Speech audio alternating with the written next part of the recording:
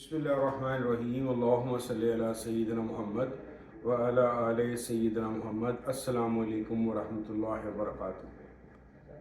یہ جی میری بلتستان کی کہانی کا پہلا حصہ ہے، اور کہانی کا آغاز تقریباً آج سے 4-5 سال پہلے اس طرح ہوا کہ میں بینک میں ملازمت کرتا ہوں، اور اپنی ملازمت کے سلسلے میں مردان گیا ایک کلائنٹ سے ملنے، اور کلائنٹ کے گھر کے باہر ایک درخت پہ ایک بورڈ سا لگا ہوا تھا جس پہ لکھا ہوا تھا تخت بھائی، اور ساتھ بدھا رمینز یا بدھا کی اس طرح کی کوئی چیز لکھی ہوئی تھی۔ تو ایک دم میرے دماغ میں کلک کیا، اور میں نے اپنے کولیگز کو کہا کہ یار اگر اس کلائنٹ سے ہم جلدی شام سے پہلے فارغ ہو گئے تو یار یہ 20 کلومیٹر یہاں سے تخت بھائی ہے تو یہاں چلیں گے۔ خیر اللہ کا کرنا ایسا ہوا کہ ہم اس سے ٹائم پہ فارغ ہو گئے، اور 20 کلومیٹر پاس ہی تھا، تقریباً 10-12 منٹ کے اندر ہم تخت بھائی پہنچ گئے۔ اور جب تخت بھائی پہنچے تو میرے لیے ایک حیرت کا سمندر تھا۔ اس پہ میں گیا، وہاں پہ بدھسٹ ریلیجس پلیس کی جگہ تھیں، اور کچھ ان کی جہاں پہ وہ مراقبے یا عبادت کرتے تھے وہ ریمینز تھے۔ تو میرے لیے اتنی بڑی فیسلٹی یہاں پہ ہونا میرے لیے بڑی حیرت کی بات تھی۔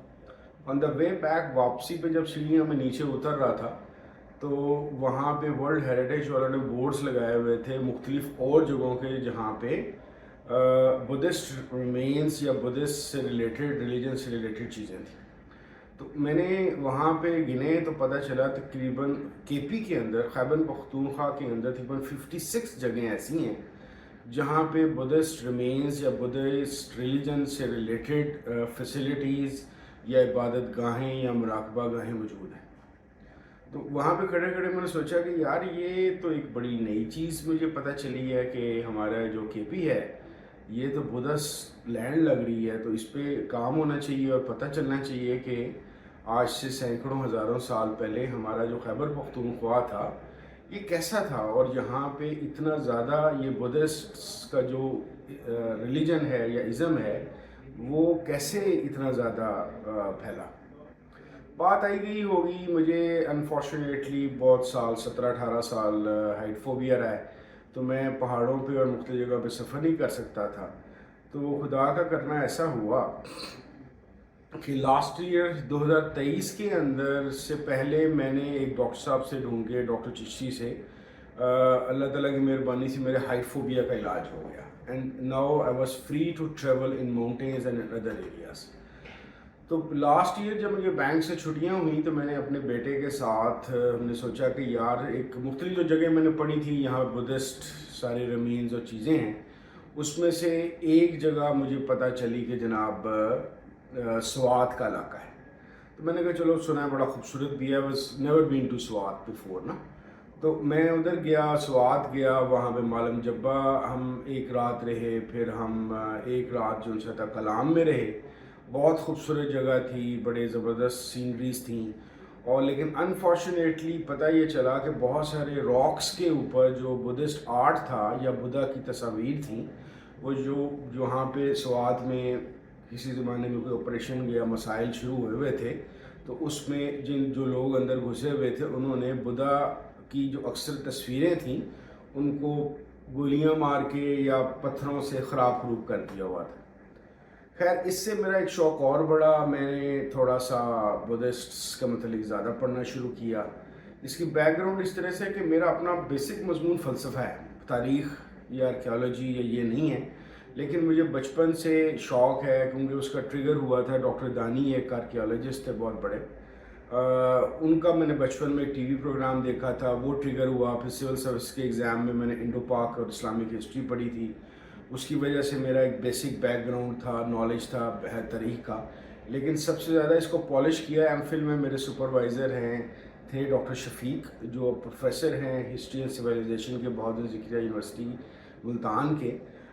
ان کی رفاقت نے اور ان کی گائیڈنس نے میرے اندر مجھے ٹیکنیکلی ہسٹری، آرکیالوجی اور ان چیزوں سے زیادہ بہتر طور پہ مجھے متعارف کرا دیا۔ خیر میں بات کر رہا تھا کہ وہ سوات والا ٹور میرا ہو گیا، تو سوات والے ٹور کے دوران ایک عجیب سی چیز میرے ذہن میں آئی۔ میں نے سوچا کہ یار یہ تو بڑی زبردست جگہ ہیں، یہاں پہ بندے کا اپنا گھر ہونا چاہیے کسی پہاڑی علاقے میں۔ تو آن دا وے بیک میں ढूंढ रहा تھا کہ اگر کبھی پہاڑوں پہ گھر بنانا پڑے تو کدھر بنانا چاہیے، کیونکہ ظاہر ہے شہری لوگ ہیں، فیسلٹیز کی اور ان چیزوں کی عادت ہے، تو ایسی کون سی جگہ پہ جایا جائے.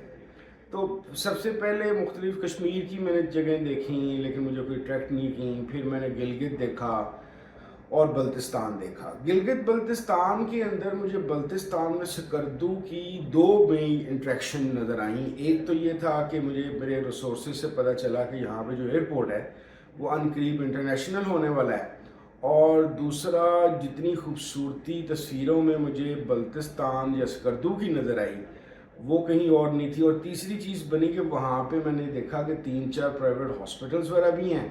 تو ظاہر ہے ایک سرٹن ایج میں ہونے کی وجہ سے کوئی واسطہ واسطہ ڈاکٹروں سے پڑھنا ہی ہوتا ہے اب.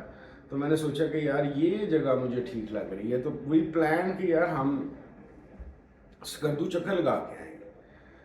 تو سکردو میں پہلی دفعہ گیا ہوں اکتوبر 2023 میں ود مائی فیملی. اور اس طرح سے میں گیا کہ ٹکٹ کو مینیج کرنے کے لیے لاہور سے اسلام آباد ہم نے بائی روڈ ٹریول کیا، اور اسلام آباد ٹو سکردو ہم بائی ایئر گئے PIA کی فلائٹ سے. وہاں سے کہانی تھوڑی سی تبدیل ہونا شروع ہوئی. جانے سے پہلے میں نے سوچا کہ یار یہ بدھزم آج کل اس وقت میرے ذہن میں بہت زیادہ پھر ٹر رہا تھا، میں کتابیں پڑھتا تھا، چیزیں اس کے متعلق ریسرچ کر رہا تھا. تو میرے ذہن میں نے سوچا کہ یار یہ سکردو میں بدھسٹ کہاں پہ مجھے ریمینس نظر آئیں گے. تو وہاں پہ سکردو سے تھوڑی سی باہر انہوں نے کہا کہ جی ایک منتھل بدھسٹ راک ہے وہاں پہ نظر آئے گا. تو مجھے ایک تعارف سینک بیوٹی کے علاوہ اور ہاسپٹلز اور ایئرپورٹ ہونے کے علاوہ یہ بھی ایک ایڈڈ ایڈوانٹیج ہو گیا کہ یار یہاں پہ بدھسٹ راک بھی ہے. تو میں جب ادھر گیا تو میری قسمت اچھی تھی کہ مجھے وہاں پہ سب سے بڑا تو میرے ساتھ بینیفٹ یہ ہوا کہ مجھے لوگ بہت اچھے ملے. ایک صاحب ہیں میرے بڑے شفیق اور اچھے دوست ہیں، مولانا اسحاق ان کا نام ہے. ان کی یہ یادگار چوک جو سکردو، اس کے پاس گارمنٹس کی دکان بھی ہے، صدر بھی ہیں تاجر بھی کے، اور ساتھ ریل اسٹیٹ کا کام بھی کرتے ہیں. تو کیونکہ میرے ذہن میں تھا کہ میں نے یہاں پہ گھر بنانا ہے تو ان سے میرا کنٹیکٹ بنا اپنے بینک کے ساتھی کے ذریعے. پھر انہی کا ایک رشتہ دار ہے عالم، وہ ہمارا اب فیملی فرینڈ ہے. تعارف تو اس کے ساتھ میرا ایز اے ٹورسٹ گائیڈ ہوا تھا، یا اس کی ایک جیپ ہے، لیکن he is like a real brother کہہ لیں، ویسے بہت چھوٹا ہے، میرا بھتیجا کہہ لیں. تو اس کے ذریعے سے مجھے ایک اور سکردو کا تعارف ہوا کہ یار یہاں کے لوگ بہت اچھے. میں نے وہاں کے لوکل کھانے کھائے، لوکل لوگوں سے ملا، تھوڑا بہت ریل اسٹیٹ کا کام وغیرہ کیا، مینس پتہ کیا، ناٹ کیا ان کی ظاہر اپنے گھر کے لیے میں پتہ کر رہا تھا. تو کرتے کرتے آہستہ آہستہ میرے ذہن میں سکردو کا ایک نیا تعارف اور کوئی نئی چیزیں آئیں. اس کے لیے میں آپ کو سکردو یا بلتستان کی کہانی کے حصہ نمبر 2 میں